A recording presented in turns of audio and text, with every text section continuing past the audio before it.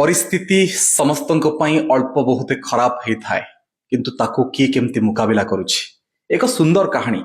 ଏମିତି ଏକ ଖରାପ ପରିସ୍ଥିତିକି ନେଇ ଗୋଟେ ଝିଅଟେ ବାରମ୍ବାର ଯୁଝି ହେଉଥାଏ, ଭାରି ବ୍ୟତିବ୍ୟସ୍ତ ହେଉଥାଏ। ତା ବାପା ଜଣେ ରୋଷେୟା। ଥରେ ସେ ବାପାଙ୍କୁ ଏକଥା କହିଲା ଆଉ ବାପା ତାକୁ ରୋଷେଇ ଘରକୁ ଡାକିଲେ। 3ଟି ଗ୍ଲାସରେ ପାଣି ଗରମ କରାଗଲା, ଅର୍ଥାତ୍ ଗରମ ପାଣି 3ଟି ଗ୍ଲାସରେ କରାଗଲା। ସମାନ ହିଟ୍ ଦିଆଗଲା, 3ଟି ପାତ୍ରରେ ସମାନ ହିଟ୍ ଦିଆଗଲା ପାଣି ଗରମ କରିକି। ଗୋଟାକରେ ଅଣ୍ଡା, ଗୋଟାକରେ ଆଳୁ ଏବଂ ଆଉ ଗୋଟାକରେ କଫି ପତି ପଡିଲା।